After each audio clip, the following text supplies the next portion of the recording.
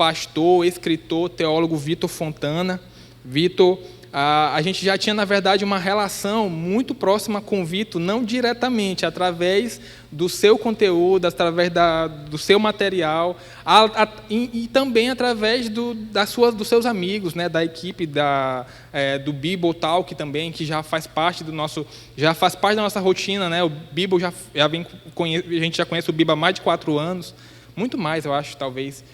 E nós estamos muito felizes com a presença do nosso preletor da noite, Vitor Fontana, e eu queria, meu irmão, te agradecer pela disponibilidade de estar aqui com a gente. Vai ser uma bênção, a gente está mesmo motivado, né, empenhado para poder ouvir mais da palavra de Deus através da sua vida, amém? Vamos orar, estenda as suas mãos.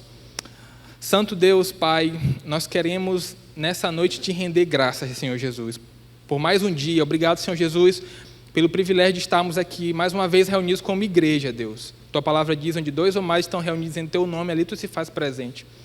Muito obrigado, Senhor Jesus, pelo privilégio que é estar aqui nessa noite, Pai. Que o Senhor possa falar aos nossos corações, Deus. Não aquilo que a gente quer ouvir, tá? Mas aquilo que vem do centro da Tua vontade, Deus. É o que nós pedimos e desde já te agradecemos, Senhor Jesus. Amém. Obrigado. Boa noite. De um jeito um pouco mais crente ou um pouco mais evangélico, eu saúdo os irmãos com a graça e com a paz do nosso Senhor Jesus Cristo. Amém. Olha, por onde eu vou, eu falo primeiro um boa noite, um bom dia, depois eu falo isso. Um pouco para a gente ter na mente que tem algumas coisas que a gente diz e faz no ambiente evangélico, que a gente diz e faz porque se acostumou a dizer e fazer. A graça e a paz do nosso Senhor Jesus Cristo é uma dessas coisas que às vezes a gente diz e faz, porque no meio evangélico é assim que faz. Mas eu queria lembrar a igreja que graça e paz é a maneira como o apóstolo Paulo escolhe para saudar as igrejas para quem ele escreve. Ele escreve para as suas igrejas que ele plantou nas suas cartas e saúda essas igrejas com a graça e a paz. E quando ele faz isso, ele está juntando 2 mundos. Ele está fazendo 2 mundos que são distintos, separados, às vezes 2 mundos que se odeiam entre si, eclodirem numa coisa só. Isso tem tudo a ver com o que a gente vai falar e fazer aqui hoje à noite, tá? Quando o apóstolo Paulo ele chega e fala assim, graça a vós outros, graça, em grego charis, era a maneira como o grego, o romano, o gentil de maneira geral. O que era o gentil? Gentil era aquela pessoa que não era judia. O judeu tinha como não judeu chamá-lo de gentil. Era a maneira como o gentil se cumprimentava na rua. A graça. A graça. Graça a vós outros. Já o judeu, tanto lá no 1º século, no período do apóstolo Paulo, quanto hoje, quando na sexta-feira à noite, aliás, nesse momento agora, que você não verá mais nenhum judeu praticante na rua, porque eles estarão recolhidos para a prática do sábado, do Shabat. Talvez eles estejam na sinagoga lendo a Torá nesse momento, outros estarão em casa, mas no final da tarde, eu venho de São Paulo e eu trago as minhas saudações de São Paulo para vocês. No final da tarde em São Paulo, em alguns bairros, como o bairro de Higienópolis, o bairro dos Jardins, num dia como hoje, na sexta-feira, algumas horas atrás, você certamente veria alguns judeus caminhando pela rua, caminho da sinagoga, e eles, quando se cruzam e se cumprimentam, até hoje a saudação é Shalom, a paz. Então Paulo aqui, quando ele cumprimenta a igreja com a graça e com a paz, ele está unindo 2 mundos separados. O mundo do gentil, convertido a Cristo, alcançado pela graça, que transformou o conflito que esse gentio tinha com Deus agora em paz. Romanos capítulo 5, versículo 1, né? Temos, portanto, paz com Deus. Capítulo 5, versículo 1. Temos, portanto, paz com Deus. Então, ele está saudando ali gentios, e ao mesmo tempo, na mesma frase, judeus que conhecem a Cristo Jesus, que fazem parte dessa igreja, em Roma, então aos romanos. Em Roma, eu tenho que dizer, não foi Paulo que plantou essa igreja, mas ele escreve para ela.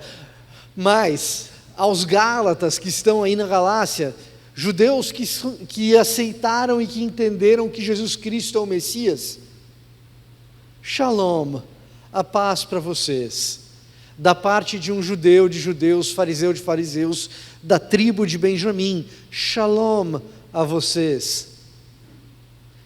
A graça também a vocês que são judeus e foram recebidos no corpo de Cristo, por meio da graça de Jesus. Então, quando eu vou a uma igreja nova e eu saúdo a igreja com a graça e a paz, primeira coisa dessa noite, a gente está celebrando o milagre de Cristo Jesus, de fazer uma família só, de irmãos, gente com etnias diferentes, tradições diferentes, passados diferentes, culturas diferentes, famílias diferentes, históricos diferentes. Ele faz um milagre que eu possa chamar cada um de vocês, e cada um de vocês possa chamar a mim, e vocês chamem-se entre si de irmãos. Preto, branco, brasileiro com a cor de brasileiro, que é a cor maravilhosa, a cor mais bonita do mundo. Tudo diferente, tudo irmão. Numa frase tão simples, né? A graça e a paz sejam com vocês, em nome de Jesus Cristo. Então, eu trago lá de São Paulo, da comunidade da Vila, minha igreja, a graça e a paz e a saudação a vocês nessa noite. Amém? Você poderia me acompanhar em oração? Então, se você puder me acompanhar em oração, se você puder fechar seus olhos e orar comigo. Pai amado, a gente te agradece, Deus, porque somos um. Cristo é um contigo, Pai, e na sua infinita misericórdia, o Senhor, por meio de Cristo, escolheu nos fazer um consigo. Isso é motivo de gratidão para nós, isso é motivo de nos colocarmos de joelho, isso é motivo para adorarmos, isso é motivo para darmos louvor a Ti. E que essa noite, Pai, no momento de ensino, de compreensão da Sagrada Escritura, do contexto da Sagrada Escritura, que tudo seja um ato de louvor e de adoração. Nós cantamos a Ti, Deus, e então louvamos a Ti. Não deixa escapar de nós a adoração e o louvor no momento em que colocamos o nosso cérebro para entender às vezes coisas tão difíceis, às vezes coisas tão complicadas e outras tão sublimes que o Senhor tem preparado para nós. Pai amado, não me deixa atrapalhar, que o Teu Santo Espírito fale nessa noite. Esse é o nosso pedido em nome de Jesus. Amém. Amém. Então, a proposta é falar sobre como era o mundo no tempo de Jesus. Como foi o mundo que Jesus conheceu? Qual era o contexto do Novo Testamento? O que era esse primeiro século? Qual era o clima? Que tipo de coisa é importante a gente saber desse contexto para que a gente entenda melhor o texto bíblico? A proposta hoje é essa, a proposta amanhã é essa também. E a primeira coisa, didaticamente, que a gente vai fazer aqui é dizer como eram os mundos no tempo de Jesus. Porque tinham dois. Porque tinham dois. O mundo que Jesus encontrou, quando fez seu ministério, quando saiu em ministério, no começo, ali na região da Galileia mesmo, em Nazaré, quando a gente vê Jesus na sinagoga, lendo o texto de Isaías, e depois saindo de Nazaré e conhecendo as outras cidades da Galileia, viajando por elas, e então atravessando Samaria, para enfim ir a Jerusalém. Esse mundo que Jesus conhece, na verdade, são dois. Como assim, na verdade, são dois mundos? E sempre vai ser didaticamente, pedagogicamente mais fácil a gente lembrar que são dois. Na verdade, são mais que dois, mas dois está bom para a gente não se confundir demais. Dois mundos. O mundo do judaísmo do segundo templo, o mundo da etnia de Jesus, o mundo da semente de Abraão, o mundo do povo escolhido no texto bíblico, é um mundo particular, com a sua própria cultura, com os seus próprios valores, com a sua própria história, com o seu jeito de criar uma criança, com o seu jeito de entender uma adolescência, com o seu jeito de enxergar a economia. O mundo do judeu, seja esse judeu na Galileia, seja esse judeu na Judéia, você tem um mundo que é o mundo do judeu ali, que tem fariseu, que tem saduceu, que tem herodiano, que tem essênio, que tem zelote. Isso é o mundo do judeu. É um dos mundos do Novo Testamento. Esse mundo aqui dos judeus, ele está dentro e em tensão, ou seja, em conflito, com o mundo maior. Você tem aqui o mundo dos judeus, e ele está encalacrado, e em tensão, espetando e sendo espetado, convivendo de maneira conflituosa. É um convívio. Quem convive, vive. Então é um convívio, mas é um convívio tenso, um convívio difícil, com um mundo maior, que é o mundo romano. Então, quando a gente for falar do mundo que Jesus encontrou, quando desempenhou o seu ministério, esse mundo ele é profundamente marcado pela cultura judaica da Galileia e da Judéia, e em alguma medida da Samaria. A gente vai falar sobre a Samaria em maiores detalhes amanhã. Mas é o mundo da Judéia e da Galileia, sem sombra de dúvidas, da cultura judaica do período do segundo templo. Por que segundo templo, Vitor? Ora, por que segundo templo? Porque o primeiro tinha sido destruído na invasão babilônica. O primeiro Salomão construiu. O segundo é aquele que, quando o povo volta do exílio, constrói com Zorobabel e com Esdras. Lembra ali dos livros de Esdras e Neemias. Então, um mundo é esse mundo judaico, da família de Jesus, dos costumes de Jesus. Outro mundo é um mundo para quem o judeu tem que bater continência, aturar sem gostar muito, pagar imposto, pedir autorização para as coisas, que é o mundo do Império Romano. Então, quando a gente for falar do mundo na época de Jesus, na verdade são dois. Ou o resultado da tensão entre esses dois mundos. O resultado da tensão entre esses dois mundos, ele é muito bem observado em vários momentos do ministério de Jesus. Quer um exemplo dessa tensão, dessa fusão de dois mundos aí que estão ali em debate, em conflito, e às vezes a gente lendo o texto bíblico, a gente mesmo fica confuso, e a gente fica confuso porque os personagens bíblicos estão confusos ali naquele momento. Quer um exemplo disso? crucificação de Jesus. Quem que chama para autorizar ou julgar Jesus no episódio da crucificação? Chama Herodes? Chama Pilatos? Como que faz isso aqui? E aí você vê Jesus indo para um lado, Jesus indo para o outro, vem uma autoridade, aí vem outra. Por quê? Porque é um mundo em tensão. A confusão que às vezes a gente tem lendo o texto, ou os textos, porque a gente tem vários relatos de crucificação nos evangelhos, em cada um deles, né?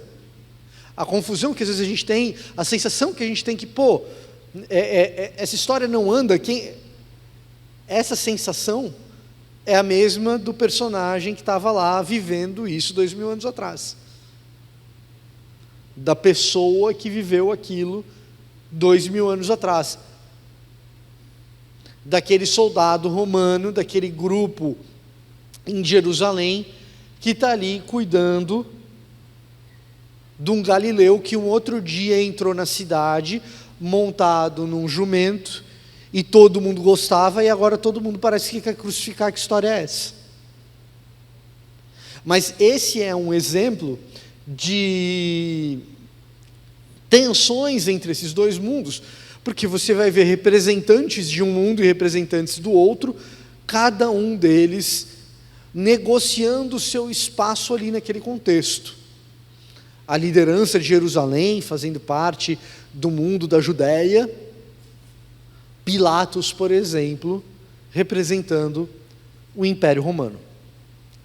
Então, quando a gente for pensar em qual era o mundo que Jesus encontrou durante o seu ministério terreno, pedagogicamente é mais fácil a gente sempre lembrar: não é um mundo, são dois. São dois: Império Romano, judaísmo do Segundo Templo. Judaísmo do Segundo Templo, que é o judaísmo que se desenvolve a partir da reconstrução do templo ali em Zorobabel, ali em Esdras, Neemias, aquele pedaço ali. Tá? Então essa é a primeira coisa. É um conflito de dois mundos. Que outro episódio mostra para a gente uma tensão entre esses dois mundos? Bom, tem um outro episódio famoso que eu vou te convidar a ler comigo no Evangelho de Mateus, lá no capítulo 22 do Evangelho de Mateus.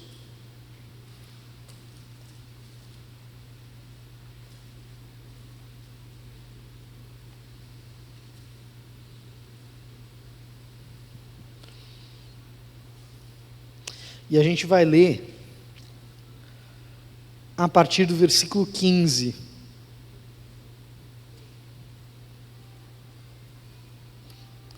Então, você provavelmente conhece essa passagem. Se você não conhece essa passagem, você provavelmente conhece pelo menos a frase que Jesus fala no final dela.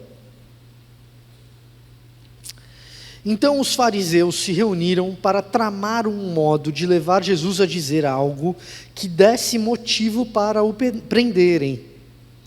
Enviaram alguns de seus discípulos, junto com os partidários de Herodes, ou os herodianos, para se encontrarem com ele. Disseram: Mestre, sabemos como o Senhor é honesto e ensina o caminho de Deus de acordo com a verdade, é imparcial e não demonstra favoritismo. Agora, diga-nos, o que o Senhor pensa a respeito disso? É certo pagar impostos a César ou não? Jesus, porém, sabia da sua má intenção e disse: Hipócritas, por que vocês tentam me apanhar numa armadilha? Mostrem-me a moeda usada para pagar o imposto. Quando lhe deram uma moeda de prata, ele disse: De quem são a imagem e o título nela gravados? De César, responderam. Então, deem a César o que pertence a César, e deem a Deus o que pertence a Deus, disse ele. Sua resposta os deixou admirados, e eles foram embora.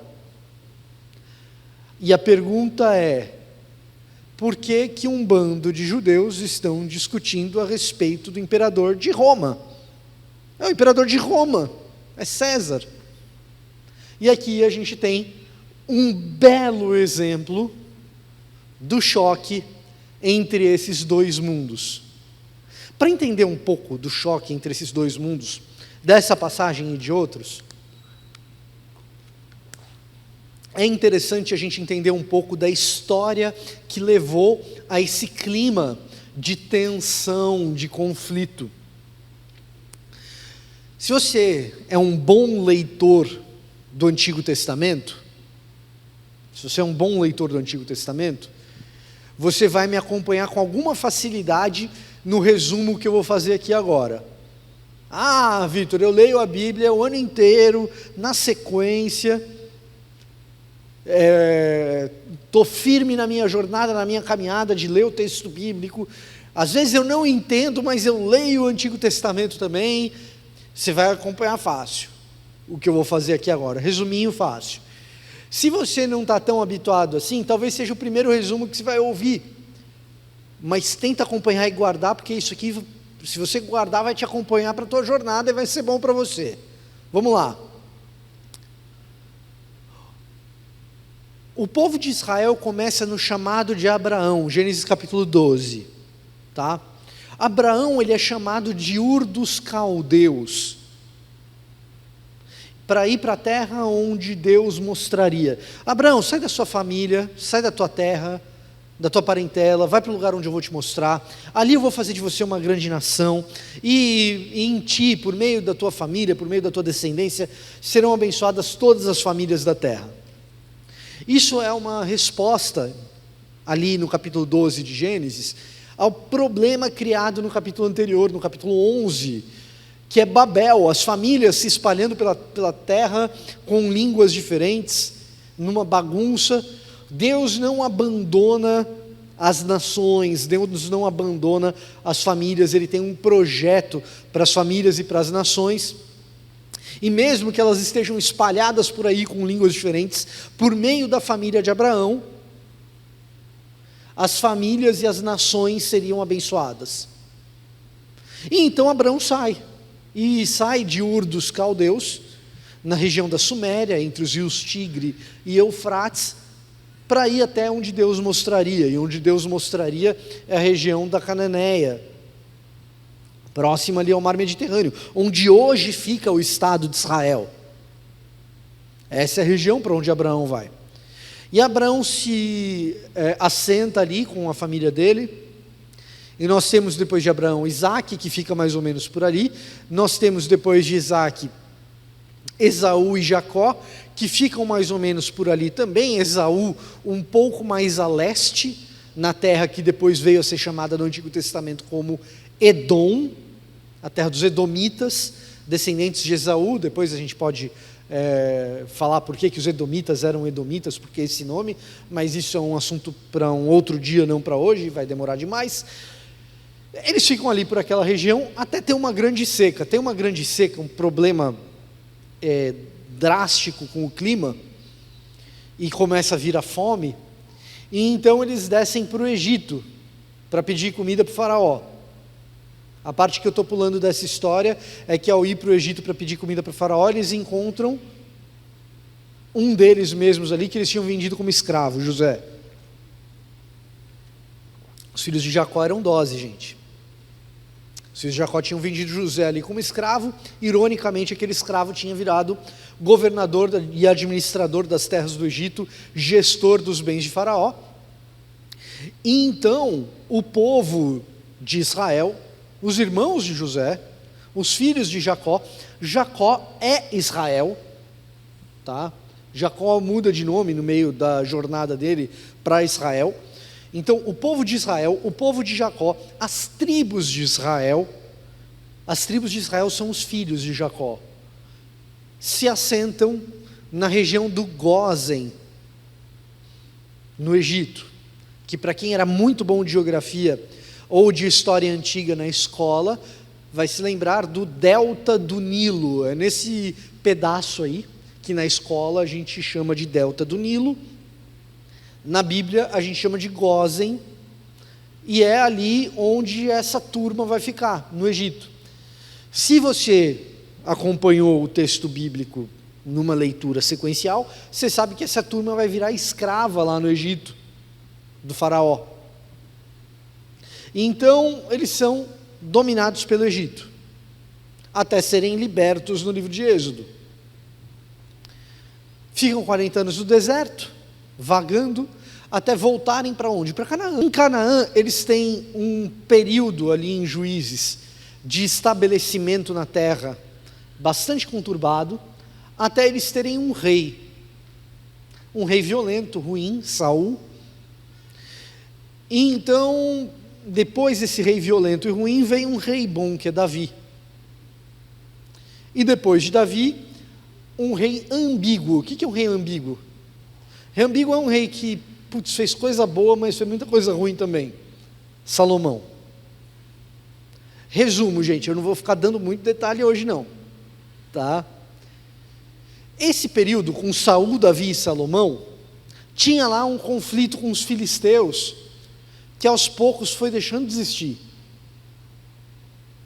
Tinha lá um conflito interno com os hititas, que aos poucos foi deixando de existir.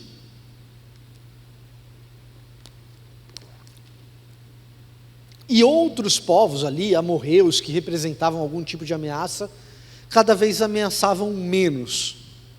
Então, quando você tem um povo estabelecido ali em Israel, na região de Canaã, onde manava leite e mel, eles tinham sido escravos, eles encontraram um conflito ali com outros povos, venceram os outros povos, mesmo com um rei ruim e um rei ambíguo, eles conseguiram viver um período de relativa paz e unidade. Estamos prontos para quê? Como reino bem estabelecido no nosso lugar aqui, dominarmos os outros povos, e assim que os outros povos forem dominados por nós, o nosso Deus abençoa esses outros povos, porque é para isso que Abraão foi chamado, para abençoar as nações. Então as nações vão precisar se submeter a nós, se ajoelhar diante da gente, porque a nossa lei é melhor, a nossa lei sendo melhor, na medida em que os outros se submetam à nossa lei, Deus os abençoará. Esse é o período. Bom, para a lei ser boa mesmo, lei boa é lei cumprida, né? Ah, vamos abençoar todo mundo porque a nossa lei é melhor, e se todo mundo obedecer a nossa lei, todo mundo vai ser abençoado. Mas e se a gente mesmo não obedece a lei? E aí, como é que fica? Bom, se a gente mesmo não obedece a lei, a gente tem um problema. E o rei em questão, que era Salomão, já não era dos mais obedientes à lei. Resumo da ópera. Quando Salomão termina o seu reinado, na sequência, não são os povos estrangeiros que apresentam uma ameaça para Israel. É a própria instabilidade interna que faz aquilo ali dar problema. Você tem ali as tribos do norte e as tribos do sul entrando em conflito e uma separação entre dois reinos. Reino do norte e reino do sul. Reino de Israel no norte, reino de Judá no sul.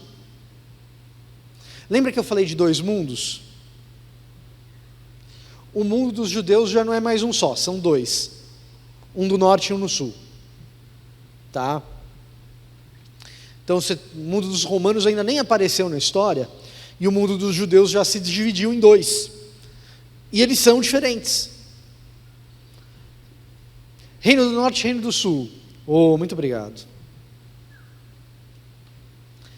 No Reino do Norte, você tem uma prática ali bastante desenvolvida de adoração em múltiplos pontos. Por que isso? Por que tinha adoração em múltiplos pontos ali no Reino do Norte? Porque os reis do Norte não queriam que o povo fosse até o sul para adorar em Jerusalém, onde estava o templo de quem? De Salomão. Esquece. Vamos adorar no topo do monte.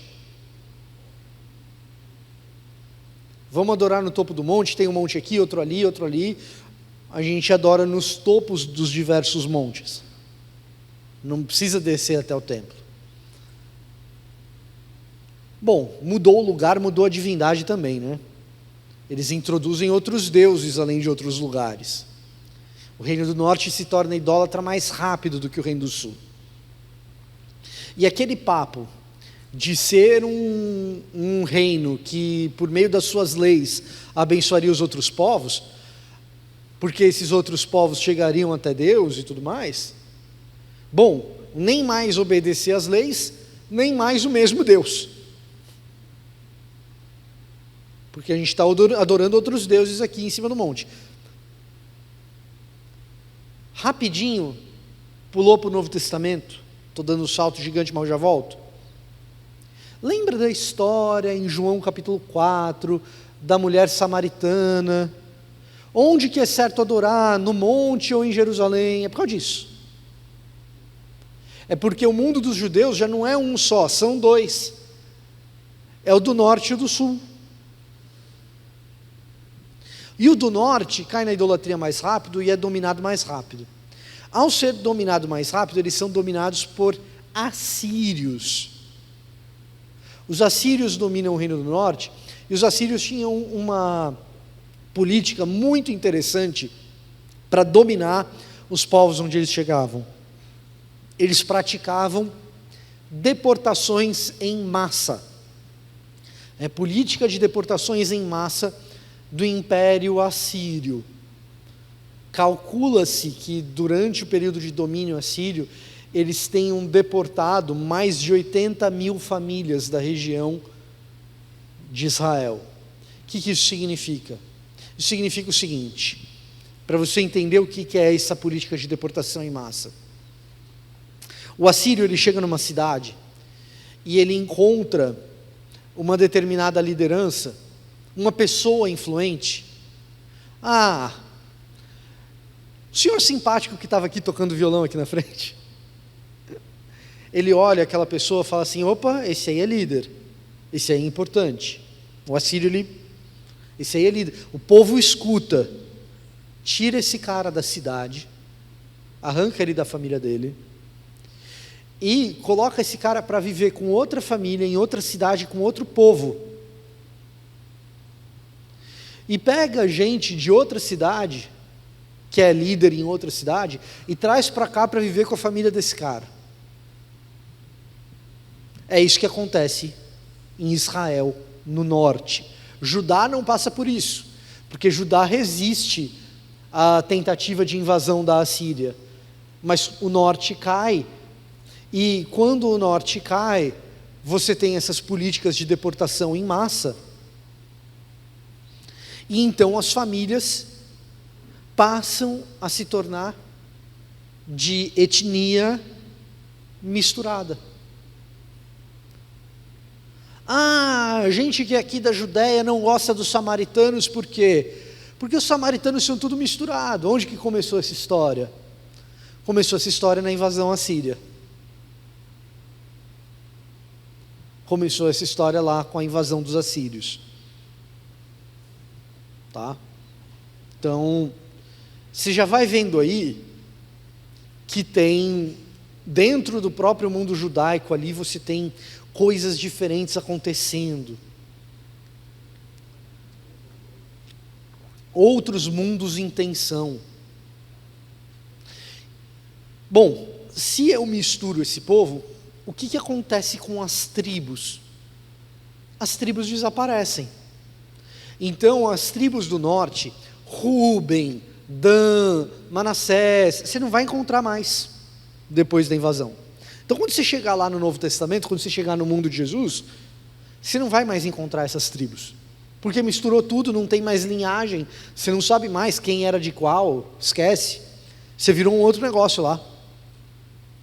Então tribo do norte não tem mais. No período de Jesus só vai ter tribo do sul. Quais são as tribos do sul? São 3. Tribo do sul são 3: Judá, Benjamim e Levi. Judá, Benjamim e Levi. E para ficar fácil de lembrar, no Novo Testamento tem um representante ilustre de cada uma dessas tribos. Ele é o leão da tribo de... Portanto, o representante da tribo de Judá no Novo Testamento é Jesus. Isso é fácil. A outra tribo eu já mencionei hoje aqui, mais cedo. Judeu de judeus, fariseu de fariseus, da tribo de Benjamim. Apóstolo Paulo, muito bem. Levi é um pouco mais difícil, está lá no livro de Lucas, no Evangelho de Lucas é um pouquinho mais difícil de achar, mas o representante ilustre da tribo de Levi no Novo Testamento é João Batista. Então você tem João Batista, que é de Levi, você tem Jesus, que é de Judá, e você tem o apóstolo Paulo, da tribo de Benjamim. Essas são as 3 tribos que sobraram, porque o que tem é o reino de Judá, o que tem é as tribos do sul, porque as tribos do norte foram tomadas pela Assíria e pela política de deportações em massa dos assírios. Mas o reino do sul continuou, e estamos aqui de boa. Estamos aqui de boa, mas o reino do sul também cai na idolatria. E aí, como é que eu vou abençoar as outras nações se eu não sigo a lei do meu Deus? Como é que o meu Deus vai abençoar as outras nações, se nem mais eu sou fiel ao meu Deus, eu sou fiel aos outros deuses dos outros povos? Acabou o plano. Eis que chega a Babilônia. Babilônia é diferente da Assíria. A Babilônia não tem política de deportação em massa. Babilônia é assim, Babilônia... Você tem ali o líder importante, traz o líder, traz a família dele aqui para a Babilônia, eles vão viver como escravos nossos, mas são assim, escravos de luxo. Qual que era a ideia do babilônico? Isso aqui também é um negócio muito legal, muito interessante. Como ideia de governo do mundo antigo, é um negócio assim, que exerce aí um certo fascínio. Qual que é a lógica do babilônico? O babilônico, ele quer que a cidade da Babilônia seja a cidade mais importante do mundo. É isso que o babilônico tem na cabeça. Eles têm lá um documento, que é o documento, como os judeus tinham a Torá, para dizer de onde eles vieram, como os judeus têm o nosso Antigo Testamento para definir o povo deles. O povo babilônico também tinha o livro deles. O livro deles era o Enuma Elish. E no Enuma Elish, esse livro dos babilônicos dizia algo mais ou menos assim: os deuses, eles criaram a Babilônia para a sua própria glória. Quanto mais gloriosa for a Babilônia, mais glorificados são os deuses babilônicos. Por isso, Babilônia tem que ser a cidade mais bonita, com a cultura mais pujante. Babilônia tem que ser a cidade com o exército mais poderoso. O que importa é engrandecer a cidade. Então, quando eu capturo um outro povo, quando eu conquisto outro povo, uma das coisas que me interessa nesse outro povo são as melhores cabeças.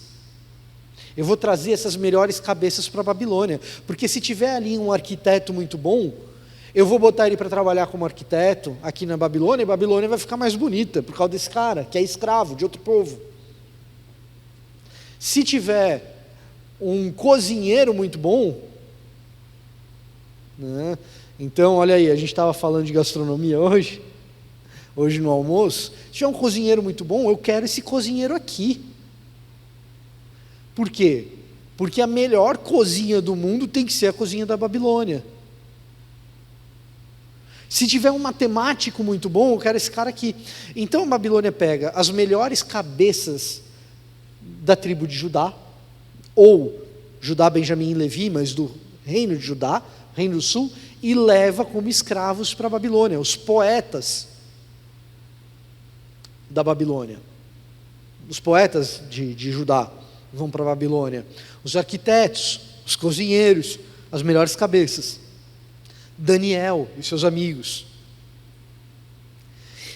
E quando esses caras chegam, eles são escravos, mas eles recebem bom tratamento. Porque não me interessa chicotear escravo que vai prover para mim trabalho intelectual. O cara que vai dar para mim trabalho intelectual, eu vou tratar bem. O que eu quero é que ele rapidamente se conforme à minha cultura. Então o que eu vou oferecer para ele? Gastronomia. Os manjares do rei eram sobre isso. Então Babilônia conquista ali o pedaço, traz o povo para o cativeiro. O pessoal mais rural, trabalhadores braçais, ficam na Jerusalém destruída. Eles ficam. Enquanto você tem um cativeiro ali na Babilônia, com a elite intelectual. Então assim, não tem mais as tribos do norte, e o sul está destruído pela Babilônia. Quando a gente vai aproximando assim do fim do Antigo Testamento, a sensação é horrível, porque o que tinha começado com uma promessa grandiosa, você vai chegando assim no final, você fala, não tem mais nada. Rei que tinha lá era só rei ruim. De vez em quando aparecia um cara bom lá, mas é raro. E depois de um tempo está tudo destruído. Por isso você tem um livro que chama Lamentações. Lamentações é precisamente o profeta Jeremias olhando a cidade sendo destruída, Babilônia chegando, chorando e lamentando pelo que está acontecendo. E então você tem um raiozinho de esperança muito exíguo, um negócio assim muito sutil, que são os persas. Porque os persas, quem aqui assistiu 300 de Esparta? Uns 7 milhões, não, brincadeira, uns 50% aqui se assistiram 300 de Esparta. O pessoal de Esparta lá da Grécia estava brigando precisamente com os persas. O que os persas fizeram? Os persas, eles dominam a Assíria, eles dominam a Babilônia, eles dominam a região da Cananéia, e eles vão brigar lá na Europa com os gregos, povo brabo. Daí que tem Esparta, que é lá na Grécia, lá na Europa, os caras dominaram todo o Oriente Médio e vão brigar lá na Europa com os gregos, o povo brabo, esses persas. Os persas, eles chegam, olham para a situação ali da região da Judéia, mais ao norte de Samaria, e eles adotam uma política um pouco mais suave. Volta para a tua terra, você está aqui no cativeiro, volta lá para Jerusalém, pode construir o teu templo de novo, pode construir o muro de Jerusalém, Esdras, Neemias, vão lá, faz o que vocês precisam fazer. O povo pagando o imposto que tem que pagar, está tudo certo. Vocês pagando o imposto ali daquela região para a gente, está tudo bem. Eu não tenho nada a ver com essa história aí de Babilônia ser gloriosa, de jardim suspenso, da melhor arquitetura. Não tem nada a ver com essa história não, eu sou persa. A minha cultura já é boa o suficiente sozinho. A gente já é bom, só a gente mesmo, não precisa de glória de Babilônia, de nada não. Eu só quero o imposto. A Pérsia funciona assim. Aliás, a cultura persa, ela é tão autossuficiente, tão pujante, que ela sobrevive até hoje. Persa não é só tapete, não. Tá? Ou gato, tem gato persa também, né? Tem gato persa também. Você olha assim para um país fechado, duro, difícil de viver, como é o Irã. O Irã é um país difícil, um país duro, fechado. Você fala, nossa, cara, o que tem bom pode sair no Irã? Aí você fala, cara, você vai nesses festivais de cinema do pessoal aí, alternativo, super culto, volta e meia tem um filme iraniano premiado. Só de onde veio esse negócio do filme iraniano ser um filme intelectual, cara? De onde veio esse treco? É que Irã, Iraque, Cazaquistão, Azerbaijão, esse pedaço tudo, isso aí é tudo persa. Eles não são árabes, eles são persas. E a cultura persa, ela, como o próprio nome diz, persiste. Não tem nada a ver persa com persistir.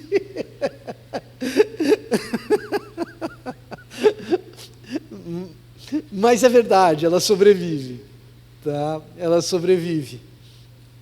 Ela está aí até hoje. E eles olham para aquele negócio da Babilônia, para aquela ideologia babilônica e falam, eu me basto, cara. Pelo contrário, eu quero que a minha cultura chegue mais longe e não fique confinada numa cidade. Então volta, vai para lá, faz o que você quer fazer. Quer construir templo, constrói. Quer construir muro, constrói. Me paga o meu imposto. Me paga o meu imposto. Os persas, eles são assim. Bom, lembra que os caras estavam lá querendo dominar os outros povos, porque se a gente dominar, eles vão cumprir a nossa lei, e aí as outras famílias da terra vão ser abençoadas.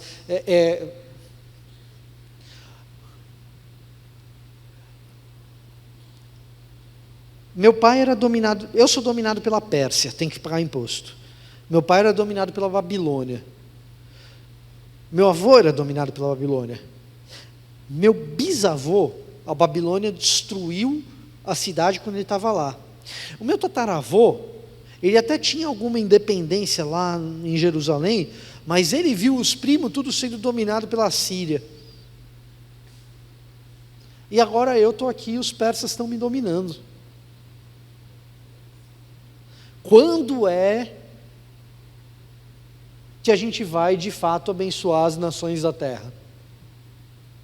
Porque não tem perspectiva. O Império Persa está tocando terror lá com os gregos. A gente é um negocinho aqui no meio do... Acabamos de voltar, mal e mal consigo construir os muros, porque o pessoal aqui está brigando para construir os muros também. Vai ler Neemias para você ver o tanto de crise interna para construir um negocinho de um muro. Que os caras não conseguem. Acabam conseguindo no final, mas com muito custo. E Neemias termina esse projeto de construção lamentando: eu tentei convencer esse povo a ser fiel, Deus, você viu. Os capítulos finais de Neemias também são um pouquinho pessimistas.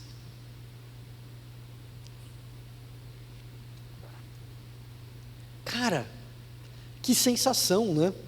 E aí, na Bíblia protestante, a história acaba aí. Talvez ali, se alguém tiver um pouco mais de memória, vai lembrar lá de um episódio da rainha Esther, que é também nesse contexto dos persas, mas também é uma história que não diz muito a respeito do destino do povo como um todo, pelo menos o povo... A história da rainha Esther é assim, pelo menos o povo sobreviveu, porque ia ser extirpado. Ufa! Escapamos. É isso. A história de Esther é isso, cara. Essa foi por pouco, hein, gente? Todo mundo bem aí, pessoal? Vamos continuar? É isso. A história de Esther é isso. E se você termina a tua leitura do Antigo Testamento, termina assim. Se você continua contando a história de Israel, você vai ter os livros apócrifos, que estão lá na Bíblia Católica, que não são para a gente regra de fé e prática, eles não são livros inspirados por Deus, mas eles contam a história do povo judeu, que ela continua. E aí os persas, que estavam lá batendo nos gregos e tal, eram os brabo. As cidades-estados gregas, elas vão apanhando da Pérsia pelo flanco oriental, e pelo flanco setentrional, pelo norte, eles vão apanhando de Alexandre o Grande, até que eles são esmagados entre os dois. E aí começa a briga de dois cachorros enormes. Porque os persas, que eram um povo brabo, encontra o grande brabo de toda a antiguidade, Alexandre. O Alexandre o Grande era a dose, né? Alexandre da Macedônia. Macedônia até hoje fica no norte da Grécia. Se você pegar o seu celular e digitar no Google Maps agora, Macedônia, até hoje vai para o país que está exatamente ao norte da Grécia, que era onde Alexandre tinha nascido. Alexandre, ele desce, dominando as cidades gregas que estavam ainda sob controle dos próprios gregos. Depois ele desce mais, dominando as cidades que estavam sob controle persa. Depois ele desce mais, dominando a região de Israel e depois de Judá. Depois ele desce mais e controla a região do Egito. E Alexandre controla a parada inteira ali, por isso que era Alexandre o Grande. Agora pensa no judeu ali. Pô, eu apanhei dos... Bom, eu apanhei porque eu criei briga interna. Depois eu apanhei... Os meus primos apanharam da Síria. Aí depois eu apanhei da Babilônia. Aí depois eu apanhei da Pérsia. Agora eu estou apanhando de Alexandre o Grande. Essa que é a brincadeira. Quando é que eu vou dominar a parada? Putz, é só se Deus intervier mesmo. Só se Deus vier e fazer alguma coisa, porque não tem jeito da gente vencer. E aí Deus faz. Os livros de 1º e 2º Macabeus contam essa história. Exatamente essa história. Depois que Alexandre morre, a região ali fica dominada pelos Seleucidas. Tá? 1º e 2º Macabeus contam a história de como os Seleucidas são derrotados pelos judeus. Pô, até que enfim, derrotamos alguém, derrotamos os Seleucidas. Qual que é a história, basicamente? A história é a seguinte, e isso é importante para entender os mundos lá na época de Jesus.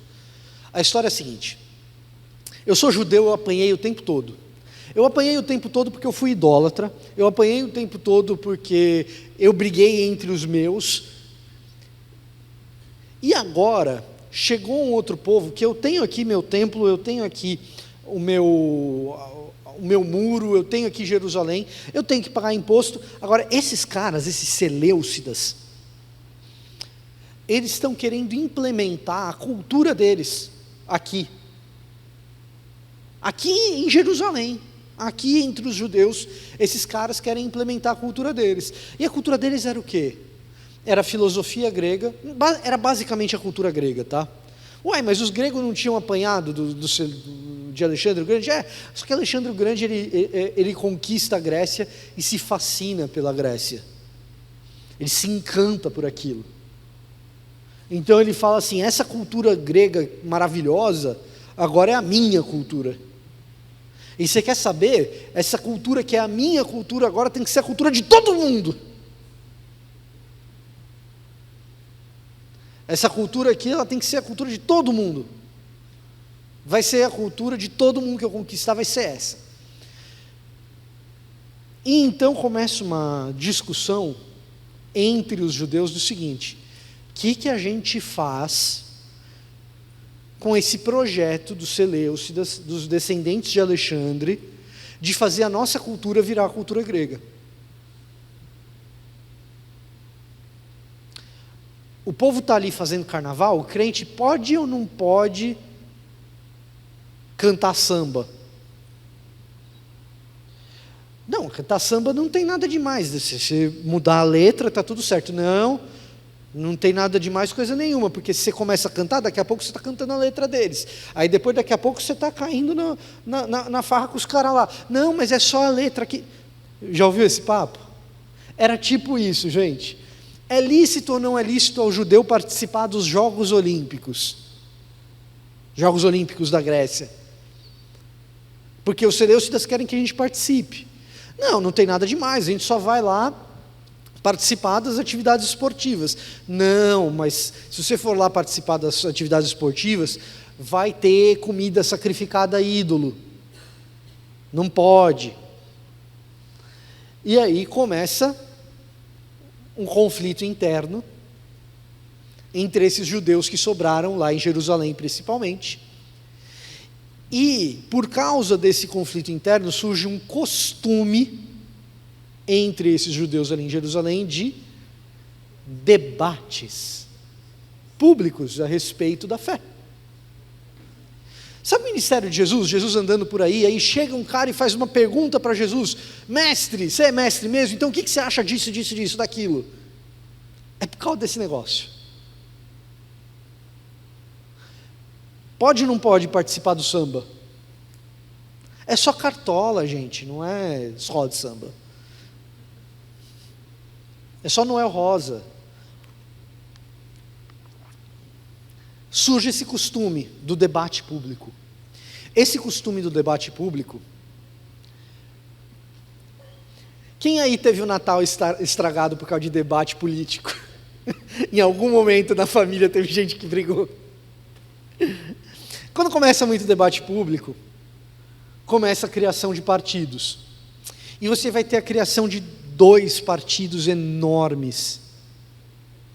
Um mais legalista e o outro mais flexível.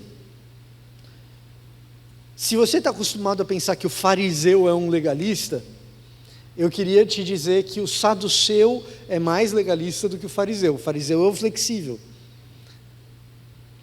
O saduceu, ele é legalista. Ele vai olhar para esse projeto cultural da Grécia ali, ele vai falar o seguinte: a gente tem que olhar para a lei. E lei são os 5 primeiros livros da Bíblia: Gênesis, Êxodo, Levítico, Números e Deuteronômio, que eles vão chamar de Torá, a lei de Moisés. Se a lei fala contra, a gente não participa. Se a lei permanece quieta, a gente pode fazer. A gente tem que olhar para a lei. Acabou. Tá? É isso. O saduceu vai chegar e falar: é olhar para a Torá. A Torá fala alguma coisa, então a gente não faz. A Torá ficou quieta, pode fazer. Isso é o saduceu. Então o saduceu é mais legalista, porque ele olha para a lei. Na teoria, na prática ele é mais flexível.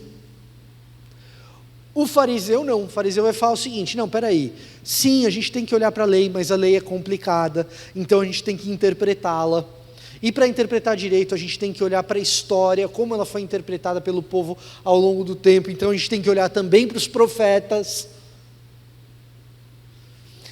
e então a gente tem que debater a respeito delas. Então, na teoria o fariseu, ele é mais flexível, porque ele não vai ficar olhando só para a lei, tá? Mas na prática, ele participa de menos coisas, ele vai ser mais contrário aos Seleucidas, ele vai ser mais contrário a esse projeto grego, ele vai ser mais contrário à cultura grega. E aí o que acontece? O tempo todo na rua, e é bem isso, o tempo todo na rua é fariseu e saduceu discutindo porque os Seleucidas inventaram um treco novo que eles são obrigados a participar. E isso vai irritando os Seleucidas. O pessoal lá de Alexandre, os descendentes de Alexandre, esse pessoal aí é chato, hein? Chatona essa galera. A gente tem que dominar aqui e tal, e eles ficam nessas discussões que não acabam nunca. Chega uma hora que eles perdem a paciência. Chega uma hora que eles perdem a paciência e eles falam: quer saber? Está proibido de ler esse negócio dessa lei de vocês aí. E aí irrita os saduceus profundamente. Proibido de ler essa lei de vocês aí. E os saduceus, que até tinham um diálogo maior com eles, ficam bravos. E eles ainda entram no templo e sacrificam um porco no Santo dos Santos. Aí irrita os fariseus. Diante disso, o povo pega em armas. Essa é a história de 1º e 2º Macabeus. Diante disso, o povo pega em armas E ao pegar em armas, era assim, cara, a gente está pegando em armas porque a gente não tem alternativa, porque olha o que os caras fizeram, mas é pegar em armas para morrer, porque não tem chance da gente ganhar. Impossível. O exército dos caras é mais treinado, mais armado, mais forte, mais numeroso. Não tem chance da gente ganhar. Eles ganham. Eles ganham. Eles ganham e estabelecem um reino de aproximadamente 100 anos.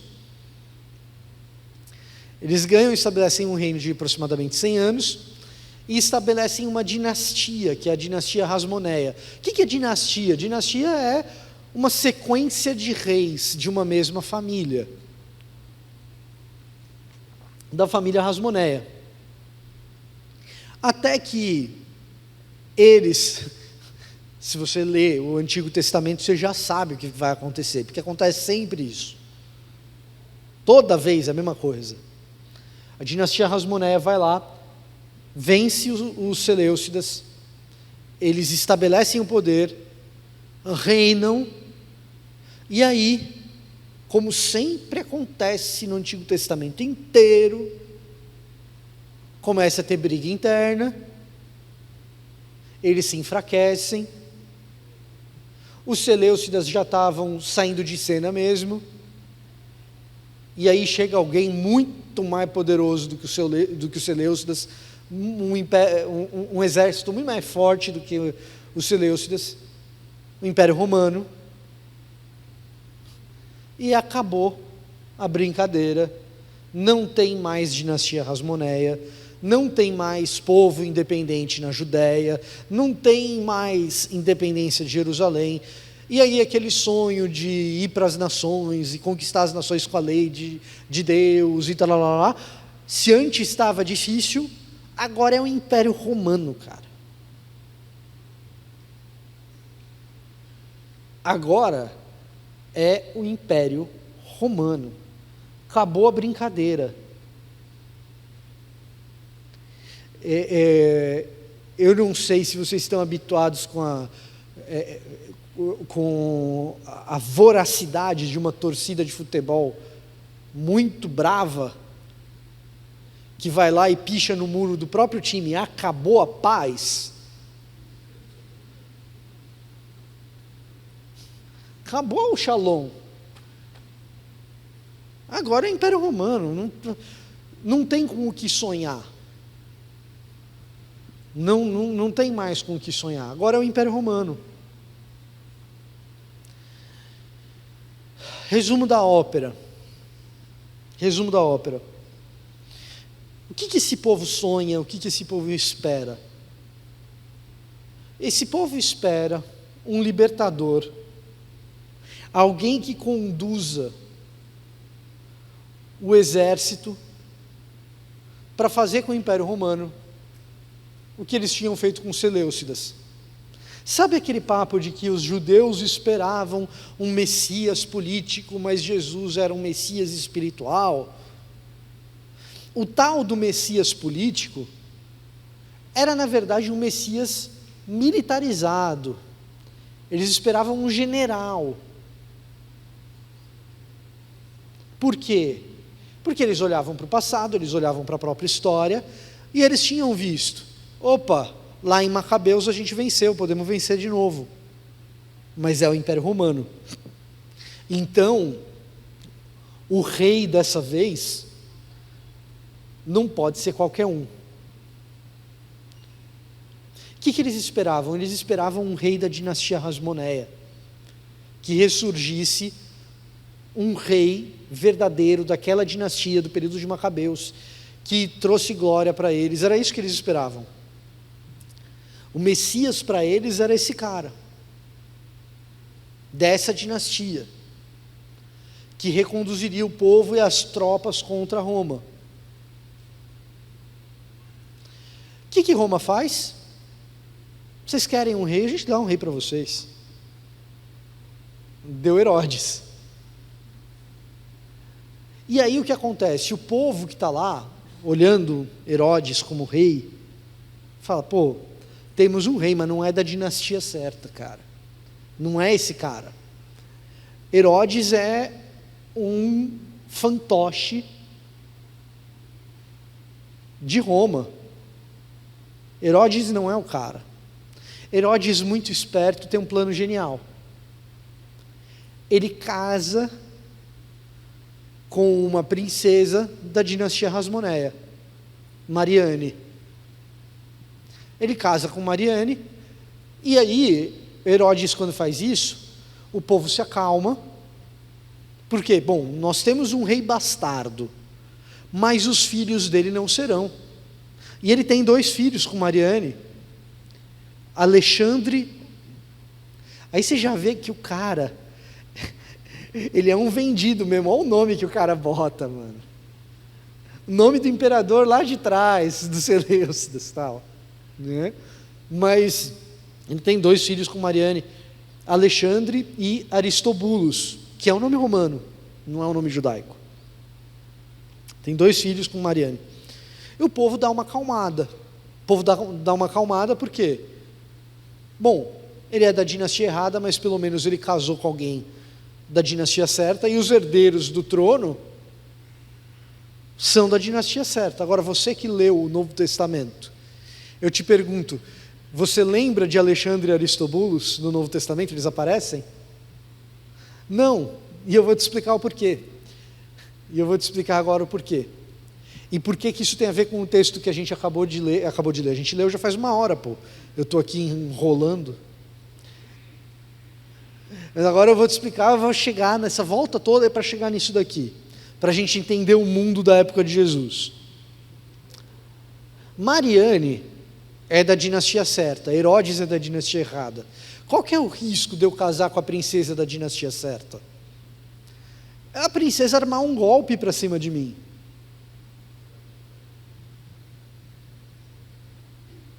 É a minha esposa armar um golpe. Esse que é o risco. E a gente não sabe se Mariane armou um golpe para Herodes ou não. O que a gente sabe é que os conselheiros de Herodes conseguiram convencer Herodes que ela estava armando um golpe. Herodes fica convencido disso. Leva Mariane a julgamento. No julgamento ela é considerada culpada. Alexandre tinha 4 anos e Aristobulos tinha 2, quando Herodes condena a mãe deles à morte. Bom, não tem mais princesa Hasmoneia, mas os herdeiros estão lá, tudo bem. Então o que Herodes faz é mandar os meninos para estudar em Roma, para receber cultura romana, educação romana, e voltarem, quando adultos, para serem herdeiros do trono. É o que Herodes faz com Alexandre e Aristobulos. E eles voltam no fim da adolescência. Alexandre com 17, Aristobulos com 15 anos. E assim, eles sim, Alexandre e Aristobulos, eles de fato promovem um golpe contra o próprio pai.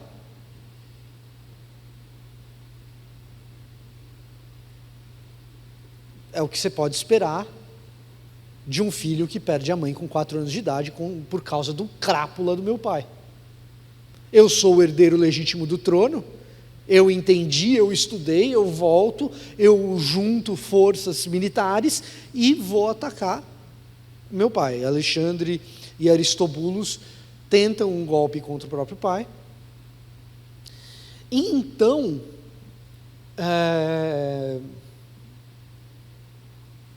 pequeno problema, eles fracassam. Herodes ganha as batalhas. E então Herodes condena à morte os 2 também. Esse é o tipo de cara, esse é o tipo de rei a quem Jesus está se opondo no relato do Novo Testamento. É o cara que mata a esposa e os próprios filhos. Claro que isso gera um baita de um problema político para ele ali na região da Judéia. Da Galileia também. Isso gera um baita de um problema para ele ali. E isso acontecendo, qual que é a solução encontrada por Herodes? e pelo Império Romano para acalmar os ânimos do povo. Reforma o templo. Vamos ampliar o templo. Esse templo de Esdras, que nunca foi um templo à altura daquele que a gente tinha com Salomão, agora a gente vai fazer uma grande reforma, vai transformar isso numa construção extraordinária, e vocês vão ter um lugar para adorar extraordinário, bom, bonito, blá, blá, blá.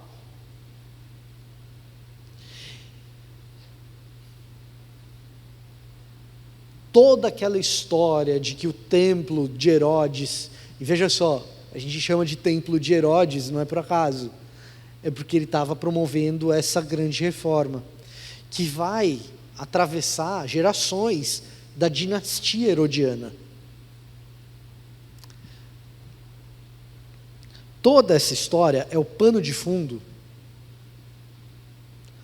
para fariseus que odeiam Herodes e herodianos que são partidários de Herodes chegarem até Jesus e perguntarem: e aí, a gente paga imposto para César ou não? A pergunta no fundo é a seguinte: quando a gente paga imposto para César, a gente está pagando imposto para o império. O império está construindo o templo. Então, se eu sou herodiano, eu falo: não, paga o imposto, porque a gente está vivendo bem aqui, a gente nunca teve um templo igual a esse que a gente vai ter para adorar. Tem o domínio de Roma? Putz, tem o domínio de Roma, mas vamos olhar pelo lado positivo, paga o imposto aqui, que a coisa vai ficar, a gente pelo menos fica em paz. A gente já brincou de guerra o suficiente, chega. Temos nosso espaço de adoração, o que vocês estão reclamando? O fariseu, por outro lado, está imposto para César, a gente está esperando o herdeiro da dinastia Hasmoneia. Esses caras são os caras que colocaram fim na linhagem messiânica. Mas que imposto para César? Bom, esse Jesus aí diz que ele é um mestrão da parada toda, vamos ver aí de lado de quem que ele está. E aí, Jesus, quando é perguntado sobre isso, ele dá uma resposta que quebra as pernas dos dois grupos. É para construir o templo de Deus, né? É para construir o templo de Deus. Mas quem que é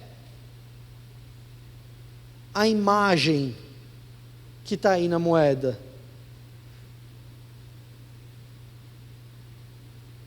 Quem está sendo adorado aí? É Deus mesmo? Então, numa primeira leitura, quando Jesus chega e fala assim: então dai a César o que é de César, a Deus o que é de Deus, você pode pensar assim: então Jesus está aprovando, paga o imposto aí, e está tudo certo. Jesus tomou o lado dos herodianos. O fariseu se ferrou nessa. Dá a César o que é de César e dá para Deus o que é de Deus. Então, paga o teu imposto. Esse dinheiro aí é coisa de César. Dinheiro é dinheiro, paga para ele. Ele está dizendo isso, mas ao mesmo tempo ele está dizendo: vocês acham mesmo que esse templo aí é coisa de Deus? De quem que é a cara que está aqui nessa moeda? Vocês que são do partido de Herodes aí, Herodes é o rei, né? Herodes é o rei. Que rei é esse que a moeda não tem a cara do outro? Que história é essa?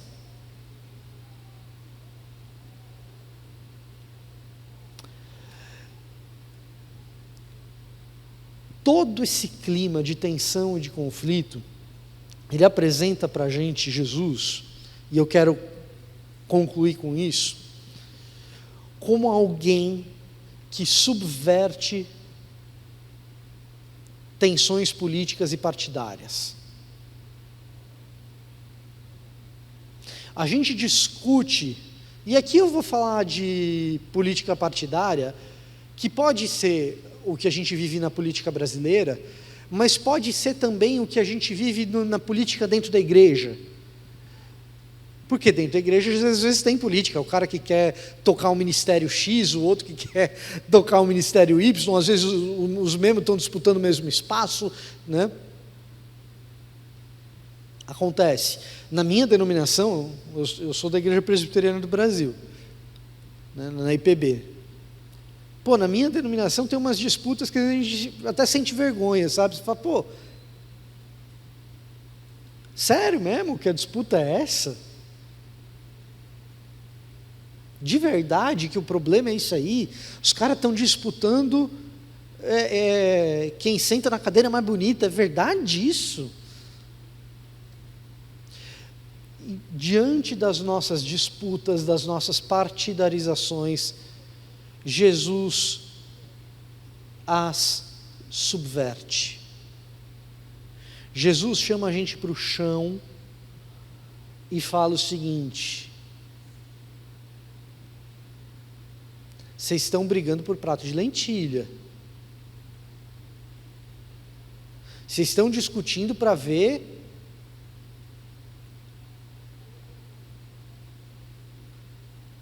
qual escultura é mais feia.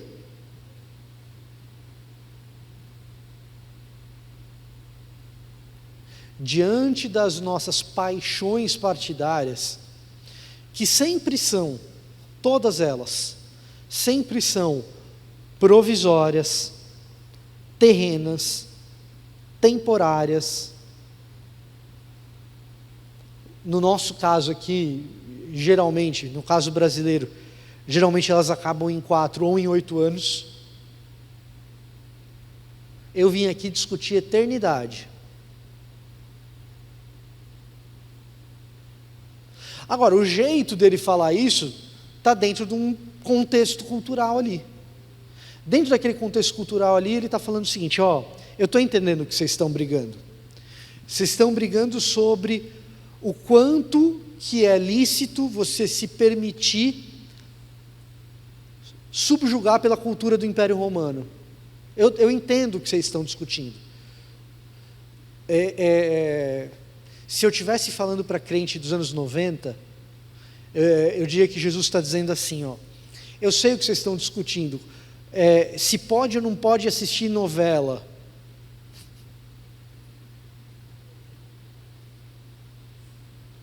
Essas novelas da Globo aí, vou te falar. E Jesus está dizendo o seguinte: é verdade, a Globo é um problema. O Império Romano é um problema, é verdade, o Império Romano é um problema. Mas eu não vim aqui para discutir o quanto que a gente pode se deixar aculturar ou não pelo Império Romano. Eu vim aqui para restabelecer a ordem de quem é o dono de todas as coisas. E essa é a proposta de Jesus, que ninguém no período de Jesus estava topando assumir, e Jesus assume. Eu vim derrubar o império. Eu não vim discutir se a gente, se a cultura se amolda mais ou menos. Eu vim derrubar, não tenha dúvida disso, eu vim derrubar o império. Eu só não vou derrubar com armas. Eu não vou derrubar com um exército. Eu não vou derrubar com lanças, escudos e cavalos. Mas o que eu vim fazer, César, quem é César na fila do pão? Vocês estão preocupados com impor? Dá para o César o que é de César. A Deus o que é de Deus. Os judeus eram monoteístas, tinham um Deus só, como a gente é, como os judeus são até hoje. Monoteísta, só tem um Deus. Se só tem um Deus, o que não é de Deus? Nada. Quando Jesus fala, dá para Deus o que é de Deus, tudo é de Deus, cara. Vocês não têm a menor dúvida. Eu vim aqui para dizer que César não tem autoridade nenhuma. Vocês que gostam de discutir aí por causa do negócio de ouro, de prata, o ano do carro, o modelo, o tamanho da casa, se tem piscina, se não tem. Vocês gostam desse negócio. Eu acho que isso daí não tem nenhuma validade. É meio que isso que Jesus está falando. Dá para César o que é isso que vocês estão interessados? Dá para César o que é de César. Pode dar. Pode dar. Jesus estava indo ali falar o que ninguém tinha coragem de falar. Roma vai cair. E o que Jesus faz é o maior milagre de todos. Roma cai sem que se derrame o sangue de um soldado romano, mas derramando o sangue do próprio libertador. Então, o mundo na época de Jesus, na verdade, são dois. O mundo da etnia de Jesus, dos judeus, e o mundo do Império Romano. A jornada de Jesus é uma jornada de dizer: eu sou o verdadeiro rei desses dois mundos. Como que isso acontece?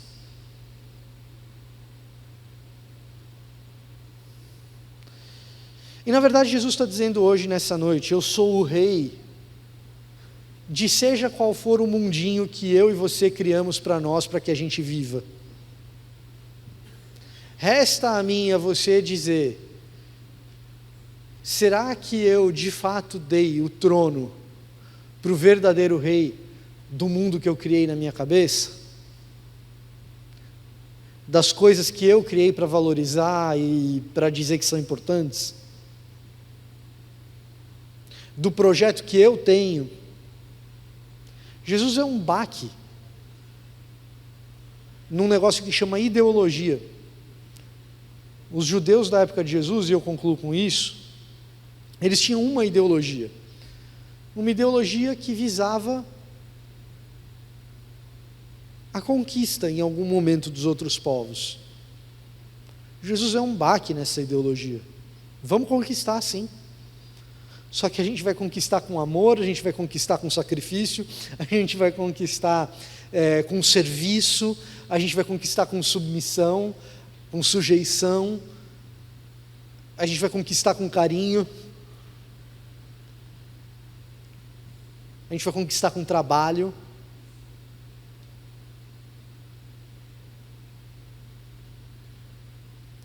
Jesus é um baque nas minhas ideologias.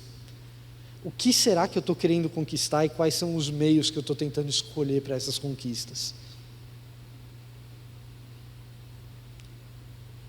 Como Jesus é rei no meu mundo hoje.